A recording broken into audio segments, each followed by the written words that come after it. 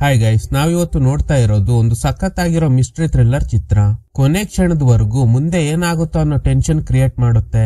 ಹಾಗೇನೆ ಎಂಡಿಂಗ್ ನಲ್ಲಿ ಒಂದು ಶಾಕಿಂಗ್ ಟ್ವಿಸ್ಟ್ ಕೊಟ್ಟಿರ್ತಾರೆ. ಮೂವಿ ಹೆಸರು ವೆನ್ ಎ ಸ್ಟ್ರೇಂಜರ್ ಕಾಲ್ಸ್. 2006ರಲ್ಲಿ ತೆರೆ ಕಂಡಿದ್ದ American psychological cum mystery thriller ಚಿತ್ರ. ಅಮೆರಿಕನ್ ಅಲ್ಲಿ 1975 ನಲ್ಲಿ ರಿಲೀಸ್ ಆಗಿ ಸಕ್ಸಸ್ ಕಂಡಿದ್ದ ಚಿತ್ರನ ಅದೇ ಹೆಸರು ಹಾಗೇನೆ ಸೇಮ್ ಕಥೆನ ಇಟ್ಕೊಂಡು ರೀಮೇಕ್ ಮಾಡಿದ್ದಾರೆ. ಒನ್ಲೈನ್ ಸ್ಟೋರಿ ಏನಂದ್ರೆ, US ನಲ್ಲಿ ವರ್ಕಿಂಗ್ ಕ್ಲಾಸ್ ಜನ ಜಾಸ್ತಿ ಇರೋದ್ರಿಂದ ಅವ್ರಿಗೆ ಮಕ್ಕಳು ನೋಡ್ಕೊಳ್ಳೋಕೆ ಟೈಮೇ ಸಿಗಲ್ಲ. ಅದಕ್ಕೆ ಮಕ್ಕಳನ್ನ ನೋಡ್ಕೊಳ್ಳೋಕೆ ಬೇಬಿ ಸಿಟ್ಟರ್ಸ್ ನ ಹೈರ್ ಮಾಡೋದು ಅಲ್ಲಿ ಸಾಮಾನ್ಯ ವಿಷಯ. ಹೈಸ್ಕೂಲ್ ಅಂಡ್ ಕಾಲೇಜ್ ಸ್ಟೂಡೆಂಟ್ ಗಳು ಪಾಕೆಟ್ ಮನಿಗೋಸ್ಕರ ಈ ತರದ ಪಾರ್ಟ್ ಟೈಮ್ ಜಾಬ್ ನ ಮಾಡ್ತಾರೆ. ಒಂದು ಸ್ಟ್ರೀಟ್ ನಲ್ಲಿರೋ ದೊಡ್ಡ ಮನೆಗೆ ಚಿತ್ರದ ಹೀರೋಯಿನ್ ಬೇಬಿ ಸಿಟ್ಟರ್ ಆಗಿ ಹೋಗ್ತಾಳೆ. ಹೋದ್ಮೇಲೆ ಅವಳಿಗೆ ನಿರಂತರವಾಗಿ ಕಾಲ್ಸ್ ಬರೋದಕ್ಕೆ ಶುರುವಾಗುತ್ತೆ. ಆದ್ರೆ ಕಾಲ್ ಮಾಡಿರೋ ವ್ಯಕ್ತಿ ಮಾತಾಡೋದೇ ಇಲ್ಲ. ಏನಿದು ಕೆಲ್ಸಕ್ ಬಂದ ಮೊದಲನೇ ದಿನನೇ ಹೀಗೆಲ್ಲ ಆಗ್ತಿದೆಯಲ್ಲ ಅಂತ ಹೀರೋಯಿನ್ ಗಾಬರಿ ಆಗ್ತಾಳೆ. ಆ ಫೋನ್ ಕಾಲ್ಸ್ ಮಾಡ್ತಿರೋದು ಯಾರು, ಯಾಕೆ ಮಾಡಿದ್ರು, ಆಮೇಲೆ ಅವಳಿಗೆ ಏನಾಯ್ತು ಅನ್ನೋದೇ ಪೂರ್ತಿ ಕತೆ. ಸರಿ ಬನ್ನಿ ಈ ಕಥೆಯಲ್ಲಿ ಏನಾಗುತ್ತೆ ಅಂತ ನೋಡೋಣ. ಮೂವಿ ಸ್ಟಾರ್ಟಿಂಗ್ ನಲ್ಲಿ ಒಂದು ಮನೆ ತೋರಿಸ್ತಾರೆ. ಪಕ್ಕದಲ್ಲೇ ಎಕ್ಸಿಬಿಷನ್ ನಡೀತಾ ಇದೆ. ಆ ಮನೇಲಿರೋ ಹುಡುಗಿಗೆ ಯಾರೋ ಒಬ್ಬ ಸ್ಟ್ರೇಂಜರ್ ಕಾಲ್ ಮಾಡ್ತಾನೆ. ಆ ಹುಡುಗಿ, ಯಾರ್ ನೀನು, ನನಗೆ ಯಾಕೆ ಪದೇ ಪದೇ ಕಾಲ್ ಮಾಡ್ತಾ ಇದ್ಯಾ ಅಂತ ಕೇಳ್ತಾಳೆ. ಆದ್ರೆ ಕಾಲ್ ಮಾಡಿರೋನು ಉತ್ತರನೇ ಕೊಡ್ತಾ ಇಲ್ಲ. ಈಗ ನಡೀತಾ ಇರೋದು ನಮ್ಗೆ ವಾಯ್ಸ್ ಮಾತ್ರ ಕೇಳ್ತಿದೆ. ಆ ಹುಡುಗಿ ಮುಖನ ತೋರ್ಸೋದಿಲ್ಲ. ಆ ಮನೆಯಿಂದ ಹುಡುಗಿ ಕಿರ್ಚಾಡೋ ಶಬ್ದ ಎಲ್ಲ ಕೇಳ್ತಿದೆ. ಆದ್ರೆ ಹೊರಗಡೆ ಎಕ್ಸಿಬಿಷನ್ ನಡೀತಾ ಇರೋದ್ರಿಂದ ಅವಳು ಕಿರ್ಚಾಡೋ ಶಬ್ದ ಯಾರಿಗೂ ಕೇಳ್ತಾ ಇಲ್ಲ. ಸ್ವಲ್ಪ ಹೊತ್ತಾದ್ಮೇಲೆ ಆ ಮನೆ ಕಿಟಕಿ ಹತ್ರ ಯಾರೋ ನಿಂತಿರೋದ್ನ ತೋರಿಸ್ತಾರೆ. ನೆಕ್ಸ್ಟ್ ಡೇ ಪೊಲೀಸ್ ಇನ್ವೆಸ್ಟಿಗೇಷನ್ ನಡೆಯುತ್ತೆ. ಸೀನಿಯರ್ ಆಫೀಸರ್ ಕ್ರೈಮ್ ಸೀನ್ ನಲ್ಲಿದ್ದ ಡೆಡ್ ಬಾಡಿನ ನೋಡಿ ಗಾಬರಿ ಆಗ್ತಾರೆ. ಬಾಡಿನ ಕ್ಯಾರಿ ಬ್ಯಾಗ್ ನಲ್ಲಿ ತುಂಬಿಕೊಂಡು ಹೋಗ್ತಾರೆ. ಯಾಕಂದ್ರೆ ಕಿಲ್ಲರ್ ಹುಡುಗಿನ ತುಂಡು ತುಂಡಾಗಿ ಕತ್ತರಿಸಿರ್ತಾನೆ.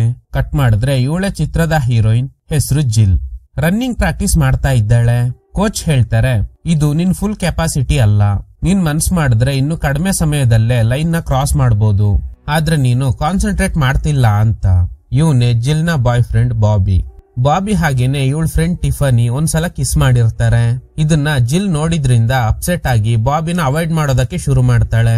ಬಾಬಿ ಹೇಳ್ತಾನೆ, ಅವಳೇ ನನಗೆ ಕಿಸ್ ಮಾಡಿದ್ದು, ಇದ್ರಲ್ಲಿ ನಂದೇನು ತಪ್ಪಿಲ್ಲ, ಏನೋ ನಡೆದಿದ್ದು ನಡೆದೋಯ್ತು, ಕ್ಷಮಿಸ್ಬಿಡು.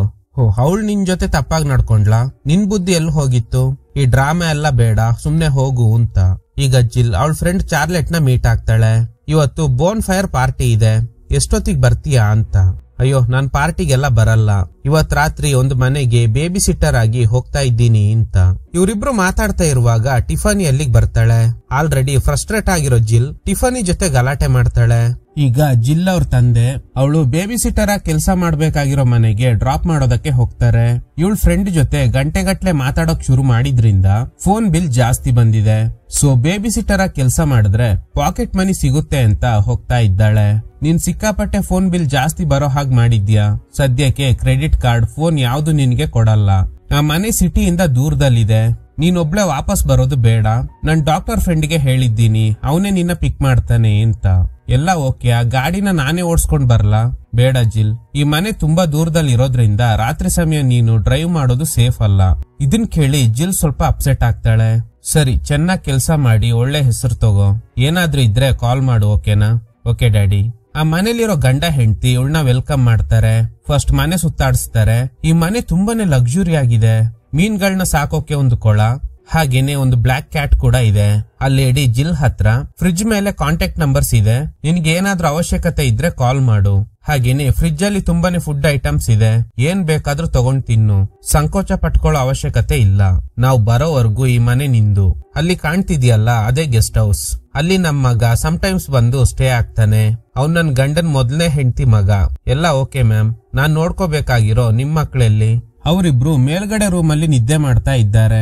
ತುಂಬಾ ಕಷ್ಟಪಟ್ಟು ಮಲಗಿಸಿದ್ದೀನಿ, ನೀನ್ ಡಿಸ್ಟರ್ಬ್ ಮಾಡಬೇಡ, ಅವ್ರಾಗೆ ಎದ್ದೇಳ್ತಾರೆ. ಹಾಗೇನೆ ಈ ಮನೆಯಲ್ಲಿ ಸೆಕ್ಯೂರಿಟಿ ಅಲಾರ್ಮ್ ಸೆಟ್ ಮಾಡಿದೀವಿ.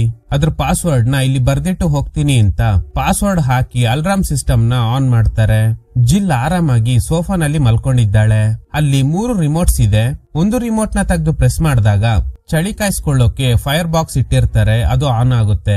ಎರಡನೇದು, ಈ ರಿಮೋಟ್ ಇಂದ ಮಲ್ಟಿಪಲ್ ಎಲೆಕ್ಟ್ರಾನಿಕ್ ಡಿವೈಸ್ ಗಳನ್ನ ಕಂಟ್ರೋಲ್ ಮಾಡಬಹುದು. ಪ್ರೆಸ್ ಮಾಡಿದ ತಕ್ಷಣ ಟಿವಿ, ಸ್ಪೀಕರ್ ಎಲ್ಲ ಆನ್ ಆಗುತ್ತೆ. ಮಕ್ಕಳು ಎದ್ಬಿಟ್ರೆ ಕಷ್ಟ ಅಂತ ಆಫ್ ಮಾಡ್ತಾಳೆ. ಈ ಮನೇಲಿ ಇರೋದೆಲ್ಲ ಮೋಷನ್ ಸೆನ್ಸರ್ ಇರೋ ಲೈಟ್ಸ್. ನೀವು ಒಂದು ರೂಮ್ಗೆ ಎಂಟರ್ ಆದ್ರಿ ಅನ್ಕೊಳ್ಳಿ, ಆಟೋಮೆಟಿಕ್ ಆಗಿ ಲೈಟ್ಸ್ ಆನ್ ಆಗುತ್ತೆ. ಹೊರಗಡೆ ಬಂದಾಗ ಅದಾಗೆ ಆಫ್ ಆಗುತ್ತೆ. ಸ್ವಿಚ್ ಆನ್ ಆಫ್ ಮಾಡೋ ಅವಶ್ಯಕತೆನೇ ಇಲ್ಲ. ಈ ಲೈಟಿಂಗ್ ಸಿಸ್ಟಮ್ ನೋಡಿ ಇವಳಿಗೆ ಫುಲ್ ಖುಷಿಯಾಗಿದೆ. ಮನೇಲಿ ಏನೆಲ್ಲ ಇದೆ ಅಂತ ಚೆಕ್ ಮಾಡ್ತಾ ಡ್ರೆಸ್ಸಿಂಗ್ ರೂಮ್ ಒಳಗಡೆ ಹೋಗ್ತಾಳೆ. ಡ್ರಾವರ್ ಓಪನ್ ಮಾಡಿದಾಗ ಕಾಸ್ಟ್ಲಿ ಆಭರಣಗಳಿದೆ. ಇದನ್ನ ಒಂದ್ಸಲ ಆದ್ರೂ ಹಾಕೋಬೇಕು ಅಂತ ಚೈನ್ ಉಂಗುರಗಳನ್ನ ಹಾಕ್ ನೋಡ್ತಾಳೆ. ಆ ಲೇಡಿ ಡ್ರೆಸ್ ಇಟ್ಟಿರೋ ಕ್ಲಾಸೆಟ್ ನ ಓಪನ್ ಮಾಡಿ ಒಂದು ಡ್ರೆಸ್ ನ ತಂದು ಇನ್ನೇನು ಹಾಕ್ಬೇಕು ಅನ್ನೋ ಅಷ್ಟ್ರಲ್ಲಿ ಯಾರೋ ಹೊರಗಡೆ ಓಡಾಡ್ದಂಗೆ ಫೀಲ್ ಆಗುತ್ತೆ. ಅದಕ್ಕೆ ಅದನ್ನೆಲ್ಲ ಅಲ್ಲೇ ಇಟ್ಟು ಮತ್ತೆ ಹಾಲ್ಗೆ ಬಂದು ಕೂತ್ಕೋತಾಳೆ. ಈ ಮನೆಯಲ್ಲಿ ಇವಳು ಅಲ್ದೆ ಬೇರೆ ಯಾರೋ ಇದ್ದಾರೆ ಅಂತ ಅನ್ನಿಸ್ತಾ ಇದೆ. ಚೆಕ್ ಮಾಡೋಣ ಅಂತ ಗಾರ್ಡನ್ ಏರಿಯಾಗೆ ಬಂದಾಗ ರೋಸಾ ಅನ್ನೋ ಮೇಡ್ ಮೀನ್ಗಳಿಗೆ ಫುಡ್ ಹಾಕ್ತಾ ಇದ್ದಾರೆ.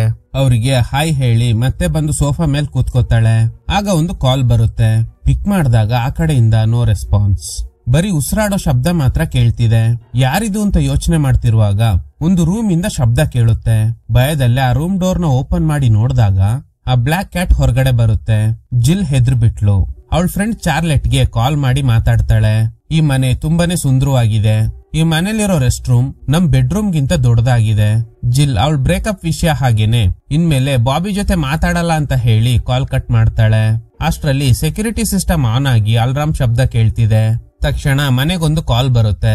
ನಾವು ಸೇಫ್ಟಿ ಪ್ರೊಡಕ್ಷನ್ ಇಂದ ಕಾಲ್ ಮಾಡ್ತಾ ಇದ್ದೀವಿ. ನಿಮ್ ಮನೆಯಿಂದ ಅಲಾರ್ಮ್ ಬಂದಿದೆ, ಏನಾದ್ರೂ ಪ್ರಾಬ್ಲಮ್ ಆಗಿದ್ಯಾ? ಜಿಲ್ ಹೇಳ್ತಾಳೆ ಹಾಗೆಲ್ಲ ಏನೂ ಇಲ್ಲ, ನಾನು ಈ ಮನೆಯಲ್ಲಿ ಬೇಬಿ ಸಿಟ್ಟರ್ ಆಗಿದ್ದೀನಿ ಅಂತ. ಅವರು ಮನೆ ಓನರ್ಗೆ ಕಾಲ್ ಮಾಡಿ ಮತ್ತೆ ರಿಟರ್ನ್ ಕಾಲ್ ಮಾಡ್ತೀನಿ ಅಂತ ಹೇಳಿ ಕಾಲ್ ಕಟ್ ಮಾಡ್ತಾರೆ. ಈಗ ಮನೆ ಓನರ್ ಕಾಲ್ ಮಾಡ್ತಾರೆ. ನನಗೆ ಸೆಕ್ಯೂರಿಟಿ ಸಿಸ್ಟಮ್ ಕಂಪನಿಯಿಂದ ಕಾಲ್ ಬಂದಿತ್ತು, ಮನೇಲಿ ಏನಾದ್ರೂ ಸಮಸ್ಯೆ ಆಗಿದ್ಯಾ? ಹಾಗೆಲ್ಲ ಏನು ಇಲ್ಲ ಮ್ಯಾಮ್. ಆಗ ಓನರ್, ರೋಸಾಗ್ ನಾನು ತುಂಬಾ ಸಲ ಪಾಸ್ವರ್ಡ್ ನ ಕೊಟ್ಟಿದ್ದೀನಿ, ಅವಳಿಂದಾನೇ ಅಲಾರ್ಮ್ ಆನ್ ಆಗಿರ್ಬೋದು. ಮಕ್ಕಳು ಮಲ್ಕೊಂಡಿದ್ದಾರಾ? ಜಿಲ್ ಹೌದು ಅಂತ ಹೇಳ್ತಾಳೆ. ಸರಿ ಓಕೆ ಅಂತ ಹೇಳಿ ಕಾಲ್ ಕಟ್ ಮಾಡ್ತಾರೆ. ಮೀನ್ಗಳಿಗೆ ಫುಡ್ ಹಾಕ್ತಾ ಇದ್ದ ರೋಸಾನ ಹುಡ್ಕೊಂಡು ಜಿಲ್ ಬರ್ತಾಳೆ. ಆದ್ರೆ ಅವರು ಕಾಣಿಸ್ತಾ ಇಲ್ಲ. ಮಿರರ್ ಹತ್ರ ಬಂದು ನೋಡಿದಾಗ ಮಿರರ್ ಮೇಲಿಂದ ವಾಟರ್ ಸ್ಪ್ರೇ ಆಗ್ತಿದೆ.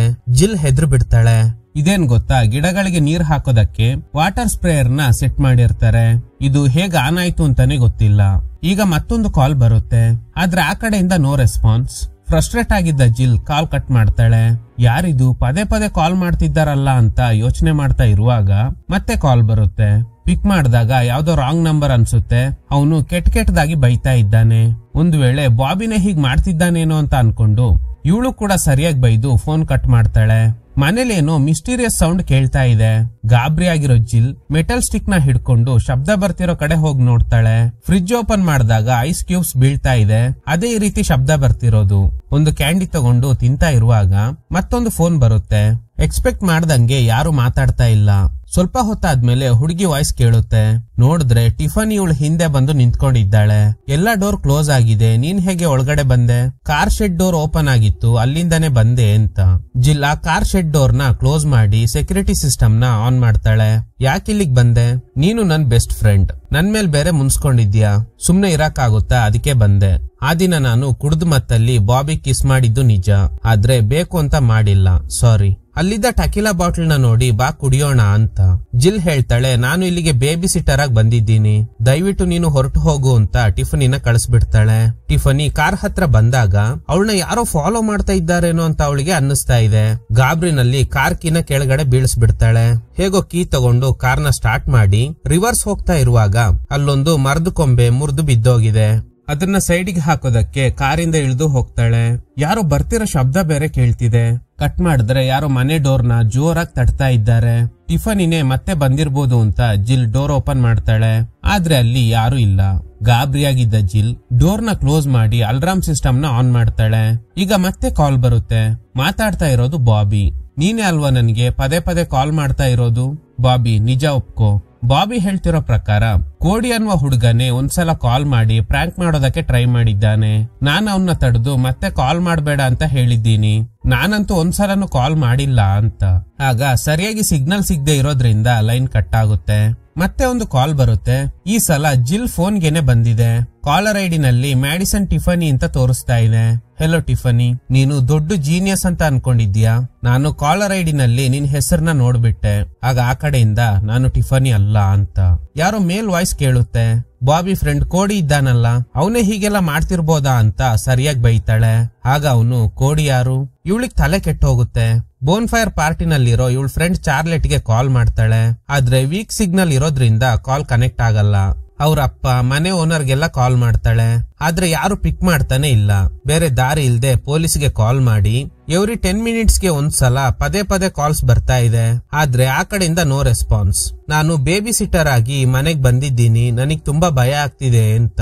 ಪೊಲೀಸ್ ಕೇಳ್ತಾರೆ, ಏನಾದ್ರೂ ಥ್ರೆಟ್ನಿಂಗ್ ಮಾಡದ್ನ? ಇಲ್ಲ ಸರ್, ಒಂದು 10 ಸಲ ಕಾಲ್ ಮಾಡಿ ಒಂದೇ ಒಂದ್ಸಲ ಮಾತಾಡ್ದ ಅಂತ. ಹೀಗೆ ಮಾತಾಡ್ತಾ ವಿಂಡೋ ಇಂದ ನೋಡಿದಾಗ ರೋಸಾ ಬಂದಿದ್ದ ಕಾರ್ ಅಲ್ಲೇ ಇದೆ. ಈ ವಿಷಯನ ಅವಳು ಪೊಲೀಸ್ಗೂ ಹೇಳ್ತಾಳೆ. ನಾನೊಬ್ಳೆ ಇದ್ದೀನಿ ಅಂತ ಅನ್ಕೊಂಡಿದ್ದೆ, ಆದ್ರೆ ಈ ಮನೇಲಿ ಮೇಡ್ ಆಗಿರೋ ರೋಸಾ ಅವ್ರ ಕಾರ್ ಇಲ್ಲೇ ಇದೆ, ನಾನೋಗಿ ಚೆಕ್ ಮಾಡ್ತೀನಿ ಅಂತ ಕಾಲ್ ಕಟ್ ಮಾಡ್ತಾಳೆ. ಈಗ ಜಿಲ್ ರೋಸಾ ಫೋನ್ಗೆ ಕಾಲ್ ಮಾಡಿದಾಗ ರಿಂಗ್ ಆಗ್ತಿರೋ ಶಬ್ದ ಯಾವ್ದೋ ರೂಮ್ ಒಳಗಿಂದ ಬರ್ತಾ ಇದೆ. ಹೋಗಿ ಚೆಕ್ ಮಾಡ್ತಾಳೆ. ರೋಸಾ ಫೋನ್ ಮಾತ್ರ ಇದೆ, ಅವ್ರು ಕಾಣಿಸ್ತಾ ಇಲ್ಲ. ಹಿಂದೆ ಯಾರೋ ನಿಂತಂಗೆ ಫೀಲ್ ಆಗುತ್ತೆ. ಸಡನ್ ಆಗಿ ತಿರುಗ್ ನೋಡಿದಾಗ ಅದೊಂದು ಡ್ರೆಸ್. ಈಗ ಮತ್ತೆ ಅದೇ ಸ್ಟ್ರೇಂಜರ್ ಕಾಲ್ ಮಾಡ್ತಾನೆ. ನೀನಿನ್ನು ಆ ಮಕ್ಕಳನ್ನ ನೋಡಿಲ್ವಾ? ಹೋಗೊಂದ್ಸಲ ಚೆಕ್ ಮಾಡು ಅಂತ ಕಾಲ್ ಕಟ್ ಮಾಡ್ತಾನೆ. ಏನಿದು ಎಲ್ಲೋ ಪಕ್ಕದಲ್ಲೇ ನೋಡ್ತಿರೋ ಹಾಗೆ ಕರೆಕ್ಟ್ ಆಗಿ ಹೇಳ್ತಿದ್ದಾನಲ್ಲ ಅಂತ ಹೆದ್ರಿ ಆ ಮಕ್ಳಿರೋ ರೂಮ್ಗೆ ಹೋಗಿ ನೋಡ್ತಾಳೆ. ಸದ್ಯ ಮಕ್ಳಿಬ್ರು ಆರಾಮಾಗಿ ನಿದ್ದೆ ಮಾಡ್ತಾ ಇದ್ದಾರೆ. ಹಾಲ್ಗೆ ಬಂದಾಗ ಮತ್ತೆ ಕಾಲ್ ಬರುತ್ತೆ. ಆ ಮಕ್ಳು ಹೇಗಿದ್ದಾರೆ ಅಂತ ಕೇಳ್ತಾನೆ. ಸೊ ಇವಳಿಗೆ ಗೊತ್ತಾಗಿದೆ ಫೋನ್ ಮಾಡ್ತಿರೋ ಸ್ಟ್ರೇಂಜರ್ ಪಕ್ಕದಲ್ಲೆಲ್ಲ ಇದ್ಕೊಂಡೆ ನನ್ನ ಅಬ್ಸರ್ವ್ ಮಾಡ್ತಾ ಇದ್ದಾನೆ ಅಂತ. ಅದಕ್ಕೆ ಮನೇಲಿದ್ದ ಕರ್ಟನ್ಸ್ ನೆಲ್ಲ ಕ್ಲೋಸ್ ಮಾಡ್ತಾಳೆ. ಮತ್ತೆ ಪೊಲೀಸ್ಗೆ ಕಾಲ್ ಮಾಡಿ, ಸ್ವಲ್ಪ ಹೊತ್ತಿನ ಹಿಂದೆ ನನಗೆ ಯಾರೋ ಒಬ್ಬ ಪದೇ ಪದೇ ಕಾಲ್ ಮಾಡ್ತಾ ಇದ್ದಾನೆ ಅಂತ ಹೇಳ್ದೆ ಅಲ್ವಾ, ಅವನು ಮನೆ ಹೊರಗಿಂದ ನನ್ನ ನೋಡ್ತಾ ಇದ್ದಾನೆ ಅನ್ಸುತ್ತೆ, ಅವನಿಗೆ ಏನ್ ಬೇಕೋ ಗೊತ್ತಿಲ್ಲ. ಅದಕ್ಕೆ ಪೊಲೀಸ್, ನೀವೇನು ಹೆದರ್ಬೇಡಿ, ಮನೆ ಅಲಾರ್ಮ್ ಸಿಸ್ಟಮ್ ಆನ್ ಆಗಿದೆ ತಾನೆ, ಯಾರಾದ್ರೂ ಪ್ರ್ಯಾಂಕ್ ಮಾಡೋದಕ್ಕೆ ಟ್ರೈ ಮಾಡ್ತಾ ಇರ್ಬೋದು. ನೀನೊಂದು ಕೆಲ್ಸ ಮಾಡು, ಅವನು ಇನ್ನೊಂದ್ಸಲ ಕಾಲ್ ಮಾಡಿದ್ರೆ ಹೇಗಾದ್ರೂ 60 ಸೆಕೆಂಡ್ಸ್ ಆದ್ರೂ ಮಾತಾಡು, ಆಗ್ಲೇ ನಮ್ಮಿಂದ ಕಾಲ್ ನ ಟ್ರೇಸ್ ಮಾಡೋಕ್ ಸಾಧ್ಯ. ಒಂದು 20 ನಿಮಿಷ ಹೇಗಾದ್ರೂ ತಡ್ಕೋ, ನಾವು ಬರ್ತಾ ಇದ್ದೀವಿ ಅಂತ ಅಡ್ರೆಸ್ ಕೇಳ್ಕೊತಾರೆ. ಕಾಲ್ ಕಟ್ ಆಗ್ತಿದ್ದಂಗೆ ಮತ್ತೆ ಅವನೇ ಕಾಲ್ ಮಾಡ್ತಾನೆ. ಹೇಗಾದ್ರೂ 60 ಸೆಕೆಂಡ್ಸ್ ಮಾತಾಡ್ಸೋದಕ್ಕೆ ಟ್ರೈ ಮಾಡ್ತಾಳೆ, ಆದ್ರೆ ಅವನು ಮಾತಾಡ್ತಾನೆ ಇಲ್ಲ. ಹೀಗೆ ಮಾತಾಡ್ತಾ ವಿಂಡೋ ಇಂದ ಹೊರಗಡೆ ನೋಡಿದಾಗ ಗೆಸ್ಟ್ ಹೌಸ್ ನಲ್ಲಿ ಲೈಟ್ ಉರಿತಾ ಇದೆ. ಓನರ್ ಹೇಳಿದ್ರು ಅಲ್ವಾ, ನಮ್ ಮಗ ಸಮ್ಟೈಮ್ಸ್ ಅಲ್ಲೋಗಿ ಸ್ಟೇ ಆಗ್ತಾನೆ ಅಂತ. ಮೇ ಬಿ ಅವನೇ ಗೆಸ್ಟ್ ಹೌಸ್ ನಲ್ಲಿ ಇರ್ಬೋದು ಅನ್ಕೊಂಡು ಅವ್ನ್ ನಂಬರ್ ನ ಹುಡುಕಿ ಕಾಲ್ ಮಾಡ್ತಾಳೆ. ಆದ್ರೆ ಅವನು ಪಿಕ್ ಮಾಡ್ತಾ ಇಲ್ಲ. ಅದಕ್ಕೆ ವಾಯ್ಸ್ ಮೆಸೇಜ್ ನ ಕಳಿಸ್ತಾಳೆ. ಯಾರು ಸ್ಟ್ರೇಂಜರ್ ಪದೇ ಪದೇ ಕಾಲ್ ಮಾಡಿ ಟಾರ್ಚರ್ ಮಾಡ್ತಾ ಇದ್ದಾನೆ, ನಾನ್ ಪೊಲೀಸ್ಗೂ ಕಾಲ್ ಮಾಡಿದ್ದೀನಿ, ನೀವಿಲ್ಲಿಗ್ ಬರ್ತೀರಾ, ನನಗೆ ತುಂಬಾ ಭಯ ಆಗ್ತಿದೆ ಅಂತ. ಆದ್ರೆ ಅವನ್ ಕಡೆಯಿಂದ ನೋ ರೆಸ್ಪಾನ್ಸ್. ಒನ್ಸ್ ಹೋಗಿ ನೋಡ್ಕೊಂಡ್ ಬರೋಣ ಅಂತ ನೇರವಾಗಿ ಗೆಸ್ಟ್ ಹೌಸ್ಗೆ ಬರ್ತಾಳೆ. ಹೊರಗಡೆ ಭಯಂಕರವಾಗಿ ಗಾಳಿ ಬೀಸ್ತಾ ಇದೆ. ಅಲ್ಲೋಗ್ ನೋಡಿದ್ರೆ ಯಾರು ಇಲ್ಲ. ಈಗ ಓನರ್ ನ ಮಗ ಈ ಮನೇಲಿರೋ ಫೋನ್ಗೆ ವಾಯ್ಸ್ ಮೆಸೇಜ್ ಕಳಿಸ್ತಾನೆ, ನಾನ್ ಇಲ್ಲಿಗ್ ಬಂದಿಲ್ಲ, ಬೇರೆ ಊರಲ್ಲಿ ಇದ್ದೀನಿ ಅಂತ. ಇದನ್ ಕೇಳಿ ಜಿಲ್ ತುಂಬಾನೇ ಗಾಬರಿ ಆಗ್ತಾಳೆ. ಈಗ ಅದೇ ಫೋನ್ಗೆ ಮತ್ತೊಂದು ಕಾಲ್ ಬರುತ್ತೆ. ಪಕ್ಕಾ ಸ್ಟ್ರೇಂಜರೇ ಆಗಿರ್ಬೋದು ಅನ್ಕೊಂಡು ಕಾಲ್ ನ ಪಿಕ್ ಮಾಡಿ, ಯಾರ್ ನೀನು, ಏನ್ ಬೇಕು ನಿನ್ಗೆ, ನಾನ್ ಇಲ್ಲಿರೋದು ನಿನ್ಗೆ ಹೇಗ್ ಗೊತ್ತಾಯ್ತು, ನೀನು ನನ್ನ ಫಾಲೋ ಮಾಡ್ತಾ ಇದ್ದೀಯಾ ಅಂತ. ಇವಳು ಮಾತಾಡ್ತಿದ್ದ ಕಾಲ್ 60 ಸೆಕೆಂಡ್ಸ್ ಗಿಂತ ಜಾಸ್ತಿ ಡ್ಯೂರೇಷನ್ ಆಗಿದೆ. ಖಂಡಿತ ಪೊಲೀಸ್ನವರು ಈ ಕಾಲ್ ನ ಟ್ರೇಸ್ ಮಾಡಿರ್ತಾರೆ ಅಂತ ಗೆಸ್ ಮಾಡ್ತಾಳೆ. ಆಗ್ಲೇ ಒಂದು ವಿಷಯ ಸ್ಟ್ರೈಕ್ ಆಗುತ್ತೆ. ಆದ್ರೆ ಅವನು ಕಾಲ್ ಮಾಡಿರೋದು ಈ ಗೆಸ್ಟ್ ಹೌಸ್ ನಲ್ಲಿರೋ ಫೋನ್ಗೆ. ಅವನು ಆ ಮನೇಲಿರೋ ಲ್ಯಾಂಡ್ ಲೈನ್ ಗೆ ಕಾಲ್ ಮಾಡಿದ್ರೆ ಮಾತ್ರ ಪೊಲೀಸ್ನವರು ಕಾಲ್ ನ ಟ್ರೇಸ್ ಮಾಡ್ತಾರೆ. ಸೊ ಏನ್ ಮಾಡೋದು ಅಂತ ಯೋಚನೆ ಮಾಡ್ತಾ ವಿಂಡೋ ಇಂದ ನೋಡಿದಾಗ ರೋಸಾ ಇದ್ದ ರೂಮ್ ನ ಲೈಟ್ ಉರಿತಾ ಇದೆ. ಹೇಗಾದ್ರೂ ರೋಸಾ ಹತ್ರ ಹೆಲ್ಪ್ ಕೇಳೋಣ ಅಂತ ಮತ್ತೆ ಮನೆ ಹತ್ರ ಬರ್ತಾಳೆ. ರೋಸಾ ರೂಮ್ಗೆ ಹೋಗ್ತಿರುವಾಗ ಮತ್ತೆ ಅವನೇ ಕಾಲ್ ಮಾಡ್ತಾನೆ. ನೀನೇ ಅಂತ ನನಗ್ ಗೊತ್ತು, ನೀನು ಉಸಿರಾಡ್ತಿರೋ ಶಬ್ದ ನನಗೆ ಕೇಳ್ತಾ ಇದೆ, ನಾನಿಲ್ಲಿ ತುಂಬಾ ಹೊತ್ತು ಇರಲ್ಲ, ಇನ್ನು ಸ್ವಲ್ಪ ಹೊತ್ತಲ್ಲಿ ಪೊಲೀಸ್ನವರು ಇಲ್ಲ ಅಂದ್ರೆ ಈ ಮನೆ ಓನರ್ಸ್ ಬರ್ತಾರೆ, ನೀನು ತಪ್ಸ್ಕೊಳ್ಳೋಕೆ ಸಾಧ್ಯನೇ ಇಲ್ಲ. ಸರಿ, ನಿನ್ಗೆ ಏನ್ ಬೇಕು ಅದನ್ನಾದ್ರೂ ಹೇಳ್ ಸಾಯಿ. ಆಗ ಅವನು, ನಿನ್ ರಕ್ತ ಬೇಕು ಅಂತ. ಇದನ್ ಕೇಳಿ ಇವಳಿಗೆ ಶಾಕ್ ಆಗುತ್ತೆ. ರೋಸಾ ರೂಮಿಗೆ ಬಂದಾಗ ಬಾತ್ರೂಮ್ ನಲ್ಲಿ ಸ್ನಾನ ಮಾಡ್ತಿರೋ ಶಬ್ದ ಕೇಳ್ತಿದೆ. ಹೋಗ್ ನೋಡಿದ್ರೆ ಅಲ್ಲಿ ಯಾರು ಇಲ್ಲ, ಶವರ್ ಮಾತ್ರ ಆನ್ ಆಗಿದೆ. ಈಗ ಮತ್ತೆ ಕಾಲ್ ಬರುತ್ತೆ. ಅವನೇ ಆಗಿರ್ಬೋದು ಅನ್ಕೊಂಡು ನನ್ಗೆ ಮತ್ತೆ ಕಾಲ್ ಮಾಡ್ಬೇಡ ಅಂತ ಕಿರ್ಚಾಡ್ತಾ ಇದ್ದಾಳೆ. ನೋಡಿದ್ರೆ ಕಾಲ್ ಮಾಡಿರೋದು ಪೊಲೀಸ್. ನಾವು ಕಾಲ್ ನ ಟ್ರೇಸ್ ಮಾಡಿದ್ದೀವಿ, ಆ ಫೋನ್ ಕಾಲ್ಸ್ ನೀನಿರೋ ಮನೆ ಒಳಗಿಂದಾನೆ ಬರ್ತಿದೆ ಅಂತ. ಇದನ್ ಕೇಳಿ ಶಾಕ್ ಆಗಿದ್ದ ಜಿಲ್ ಹೆದ್ರಿ ತಿರುಗ್ ನೋಡಿದಾಗ ಶಾಕಿಂಗ್ಲಿ ಇವಳ ಫ್ರೆಂಡ್ ಟಿಫನಿ ಡೆಡ್ ಬಾಡಿ ಕೆಳಗಡೆ ಬಿದ್ದಿದೆ. ಗಾಬರಿ ಆಗಿದ್ದ ಜಿಲ್ ಜೋರಾಗಿ ಕಿರ್ಚಾಡ್ತಾ ಇದ್ದಾಳೆ. ಆ ಮಕ್ಳಿರೋ ರೂಮ್ಗೆ ಹೋಗಿ ಅವರು ಸೇಫ್ ಆಗಿದ್ದಾರಾ ಅಂತ ಚೆಕ್ ಮಾಡ್ತಾಳೆ. ನೋಡಿದ್ರೆ ಅಲ್ಲಿ ಮಕ್ಳಿರಲ್ಲ. ಡೌಟ್ ಬಂದು ಪಕ್ಕದಲ್ಲಿದ್ದ ಬಾಕ್ಸ್ ನ ಓಪನ್ ಮಾಡಿ ನೋಡಿದಾಗ ಆ ಇಬ್ರು ಮಕ್ಳು ಅಲ್ಲೇ ಹೈಡ್ ಆಗಿರ್ತಾರೆ. ಮಕ್ಳಿಗ್ ಸಮಾಧಾನ ಮಾಡ್ತಾಳೆ. ಹೆದರ್ಬೇಡಿ, ನಾನ್ ನಿಮ್ನ ನೋಡ್ಕೊಳ್ಳೋಕ್ ಬಂದಿರೋ ಬೇಬಿ ಸಿಟ್ಟರ್. ನಾವೆಲ್ಲ ಇಲ್ಲಿಂದ ಹೇಗಾದ್ರೂ ಹೊರಗಡೆ ಹೋಗ್ಬೇಕು ಅಂತ ಡೋರ್ ಹತ್ರ ಬಂದಾಗ ಯಾರು ಡೋರ್ ನ ಬ್ಲಾಕ್ ಮಾಡಿ ಇಟ್ಟಿದ್ದಾರೆ. ಯಾರಿದನ್ನೆಲ್ಲ ಮಾಡ್ತಿರೋದು ಅಂತ ಮೇಲ್ಗಡೆ ನೋಡಿದಾಗ ಯಾರೋ ಸ್ಟ್ರೇಂಜರ್ ಇವ್ರನ್ನ ಮೇಲ್ಗಡೆಯಿಂದ ನೋಡ್ತಾ ಇದ್ದಾನೆ. ಟೆನ್ಷನ್ ಆಗಿದ್ದ ಜಿಲ್ ಆ ರೂಮ್ ನಲ್ಲಿದ್ದ ಸಣ್ಣ ಕಿಟಕಿ ಮುಖಾಂತರ ಕೆಳಗಡೆ ಇರೋ ಗಾರ್ಡನ್ ಏರಿಯಾಗೆ ಇಳಿತಾರೆ. ಮಕ್ಕಳು ಭಯದಲ್ಲಿ ಅಳ್ತಾ ಇದ್ದಾರೆ. ಅವನ್ ಮೇಲ್ಗಡೆಯಿಂದ ಇವ್ರನ್ನ ನೋಡ್ತಾ ಇದ್ದಾನೆ. ತಕ್ಷಣ ಜಿಲ್ ಗಾರ್ಡನ್ಗೆ ನೀರ್ ಹಾಕೋಕೆ ಸೆಟ್ ಮಾಡಿರೋ ವಾಟರ್ ಸ್ಪ್ರೇಯರ್ ನ ಆನ್ ಮಾಡಿದ್ರಿಂದ ಅಲ್ಲಿ ಫಾಗ್ ಕ್ರಿಯೇಟ್ ಆಗುತ್ತೆ. ಅವನಿಗೇನು ಸರಿಯಾಗಿ ಕಾಣಿಸಲ್ಲ. ಇದೇ ಸರಿಯಾದ ಸಮಯ ಅಂತ ಮಕ್ಕಳನ್ನ ಒಂದು ಜಾಗದಲ್ಲಿ ಹೈಡ್ ಮಾಡಿ ಇವಳು ಕೊಳದಲ್ಲಿ ಒಂದು ಸಣ್ಣ ಬ್ರಿಡ್ಜ್ ತರ ಇದೆ ಅದ್ರ ಅಡಿಯಲ್ಲಿ ಹೈಡ್ ಆಗ್ತಾಳೆ. ಸ್ಟ್ರೇಂಜರ್ ಕೆಳಗಡೆ ಇಳಿದು ಕೊಳದ ಹತ್ರ ಬಂದಾಗ ಜಿಲ್ ನೀರಲ್ಲಿ ಮುಳುಗ್ತಾಳೆ. ಶಾಕಿಂಗ್ಲಿ ನೀರಡಿಯಲ್ಲಿ ರೋಸಾ ಡೆಡ್ ಬಾಡಿ ಇದೆ. ಆ ಸೈಕೋ ಮೊದಲೇ ಇವಳನ್ನ ಕೊಂದು ನೀರಲ್ಲಿ ಬಿಸಾಡಿರ್ತಾನೆ. ಸ್ವಲ್ಪ ಹೊತ್ತಲ್ಲೇ ವಾಟರ್ ಸ್ಪ್ರೇಯರ್ ಸ್ಟಾಪ್ ಆಗುತ್ತೆ. ಅವನು ಹತ್ರ ಬಂದಿದ್ರಿಂದ ಆ ಮಕ್ಕಳು ತಪ್ಸ್ಕೊಳ್ಳೋದಕ್ಕೆ ಟ್ರೈ ಮಾಡ್ತಾರೆ. ಅಷ್ಟರಲ್ಲಿ ಜಿಲ್ಲಿದ ಜಾಗನ ಕಂಡು ಹಿಡಿದು ಮೇಲ್ಗಡೆ ಎಳಿಯೋದಕ್ಕೆ ಟ್ರೈ ಮಾಡ್ತಾನೆ. ಆಗ ಇವಳು ಆ ಸೈಕೋನ ನೀರಿಗೆ ತಳ್ಳಿ ಓಡ್ ಬಂದು ಡೋರ್ ನ ಲಾಕ್ ಮಾಡ್ತಾಳೆ. ಆದ್ರೆ ಅವಳ ಕೂದ್ಲು ಡೋರ್ ಸಂದಿನಲ್ಲಿ ಸಿಗಾಕೊಂಡಿದೆ. ಅದನ್ನ ಮೀರಿ ತಲೆನ ಎಳ್ಕೊಂಡು ಮಕ್ಕಳೆಲ್ಲಿದ್ದಾರೆ ಅಂತ ಹುಡುಕ್ತಾ ಇದ್ದಾಳೆ. ನೋಡಿದ್ರೆ ಗಾರ್ಡನ್ ನ ಗೂಡಲ್ಲಿದ್ದ ಹಕ್ಕಿಗಳು ಮನೆ ಒಳಗಡೆ ಬಂದಿದೆ. ಇಲ್ಲಿ ಇಷ್ಟೆಲ್ಲ ಗಲಾಟೆ ನಡೀತಾ ಇದ್ರುನು ಆ ಬ್ಲಾಕ್ ಕ್ಯಾಟ್ ಇಷ್ಟು ದಿನ ಕಾಯ್ತಿದ್ದೆ, ನೀವೆಲ್ಲ ಗೂಡಲ್ಲೇ ಇದ್ರಿ, ಇವತ್ತು ಒಳ್ಳೆ ಚಾನ್ಸ್ ಅಂತ ಹಕ್ಕಿಗಳನ್ನ ಹಿಡಿದು ತಿಂತಾ ಇದೆ. ಅಲ್ಲಿ ಫುಟ್ ಪ್ರಿಂಟ್ಸ್ ಇರೋದ್ನ ನೋಡಿ ಸೈಕೋ ಒಳಗಡೆ ಇದ್ದಾನೆ ಅಂತ ಇವಳಿಗೆ ಗೊತ್ತಾಗುತ್ತೆ. ಕೊನೆಗೂ ಜಿಲ್ ಮಕ್ಳಿರೋ ಜಾಗನ ಕಂಡು ಹಿಡಿದು ಮೇನ್ ಡೋರ್ ಹತ್ರ ಬರುವಾಗ ಆ ಸೈಕೋ ಇವಳ ಮೇಲೆ ಅಟ್ಯಾಕ್ ಮಾಡ್ತಾನೆ. ಈ ಫೈಟ್ ನಲ್ಲಿ ಜಿಲ್ ಪಕ್ಕದಲ್ಲಿದ್ದ ಟಕಿಲಾ ಬಾಟಲ್ ನ ಫೈರ್ ಬಾಕ್ಸ್ ಮೇಲೆ ಎಷ್ಟು ಹೊಡೆದಾಕಿ ರಿಮೋಟ್ ನ ಪ್ರೆಸ್ ಮಾಡಿದ್ರಿಂದ ಬೆಂಕಿ ಜಾಸ್ತಿ ಉರಿದು ಆ ಸೈಕೋ ಕೆಳಗಡೆ ಬಿದ್ದೋಗ್ತಾನೆ. ಪಕ್ಕದಲ್ಲಿದ್ದ ಶಾರ್ಪ್ ಮೆಟಲ್ ಪೀಸ್ ನ ತೆಗೆದು ಅವನ್ ಕೈಗೆ ಚುಚ್ಚು ಬಿಡ್ತಾಳೆ. ಆಮೇಲೆ ಮೇನ್ ಡೋರ್ ನ ಓಪನ್ ಮಾಡಿ ಹೊರಗಡೆ ಬಂದಾಗ ಅಷ್ಟರಲ್ಲಿ ಪೊಲೀಸ್ನವರು ಬರ್ತಾರೆ. ಆ ಮಕ್ಕಳು ಜಿಲ್ ಎಲ್ರೂ ಸೇಫ್. ಆದ್ರೆ ಆ ಭಯದಿಂದ ಇವಳಿನ್ನು ಚೇತರಿಸ್ಕೊಂಡಿಲ್ಲ. ಆ ಸೈಕೋನ ಅರೆಸ್ಟ್ ಮಾಡಿ ಕರ್ಕೊಂಡು ಹೋಗ್ತಾರೆ. ಅವನು ಜಿಲ್ ನ ಗುರಾಯಿಸ್ತಾ ಇದ್ದಾನೆ. ರಿಲೀಸ್ ಆದ್ಮೇಲೆ ನಿನ್ನ ಸುಮ್ನೆ ಬಿಡಲ್ಲ ಅನ್ನೋ ತರನೇ ನೋಡ್ತಿದ್ದಾನೆ. ಕಟ್ ಮಾಡಿದ್ರೆ ಜಿಲ್ ಹಾಸ್ಪಿಟಲ್ ನಲ್ಲಿ ಟ್ರೀಟ್ಮೆಂಟ್ ತಗೋತಾ ಇದ್ದಾಳೆ. ಬಲೂನ್ ಹೊಡೆದ ಶಬ್ದ ಕೇಳಿ ಅವಳಿಗೆ ಎಚ್ಚರಿಕೆ ಆಗುತ್ತೆ. ಕೈಯಲ್ಲಿ ಎಮರ್ಜೆನ್ಸಿ ಅಲಾರ್ಮ್ ಇದೆ. ಪ್ರೆಸ್ ಮಾಡಿದಾಗ ಯಾವುದೇ ನರ್ಸ್ ಬರಲ್ಲ. ಹೊರಗಡೆ ಬಂದು ನೋಡಿದ್ರೆ ಇಡೀ ಹಾಸ್ಪಿಟಲ್ ನಲ್ಲಿ ಯಾರು ಇಲ್ಲ. ಏನಿದು ಯಾರು ಕಾಣ್ತಿಲ್ವಲ್ಲ ಅಂತ ಯೋಚನೆ ಮಾಡ್ತಾ ಮತ್ತೆ ವಾರ್ಡ್ ಒಳಗಡೆ ಬಂದಾಗ ಒಂದು ಕಾಲ್ ಬರುತ್ತೆ. ಇವಳು ಪಿಕ್ ಮಾಡಲ್ಲ. ಅದಾಗೆ ಕಟ್ ಆಗುತ್ತೆ. ಈಗ ಮಿರರ್ ನೋಡಿದಾಗ ಆ ಸೈಕೋ ಇವಳು ಹಿಂದೆನೆ ನಿಂತ್ಕೊಂಡಿದ್ದಾನೆ. ಗಾಬರಿಯಾಗಿ ಕಿರ್ಚಾಡ್ತಾ ಇದ್ದಾಳೆ. ಆಕ್ಚುಲಿ ಇದೊಂದು ಕನ್ಸು. ಅವಳು ಆ ಮನೇಲಾದ ಘಟನೆಯಿಂದ ಮೆಂಟಲಿ ಡಿಸ್ಟರ್ಬ್ ಆಗಿದ್ದಾಳೆ. ಅದಕ್ಕೇನೆ ಟ್ರೀಟ್ಮೆಂಟ್ ತಗೋತಾ ಇರೋದು. ಇದ್ರೊಂದಿಗೆ ಈ ಚಿತ್ರ ಎಂಡ್ ಆಗುತ್ತೆ. Okay guys, thanks for watching. ಈ ತರದ ಥ್ರಿಲ್ಲಿಂಗ್ ವಿಡಿಯೋಗಳಿಗಾಗಿ ನಮ್ ಸಿನಿಮಾ ಫ್ಯಾಕ್ಟ್ಸ್ ಚಾನೆಲ್ ನ ತಪ್ಪದೆ ಸಬ್ಸ್ಕ್ರೈಬ್ ಮಾಡಿ. ಪಕ್ಕದಲ್ಲಿರೋ ಬೆಲ್ ಐಕಾನ್ ನ ಪ್ರೆಸ್ ಮಾಡಿ ಆಲ್ ನೋಟಿಫಿಕೇಶನ್ ಗಳನ್ನ ಆನ್ ಮಾಡಿ ಇಟ್ಕೊಳ್ಳಿ.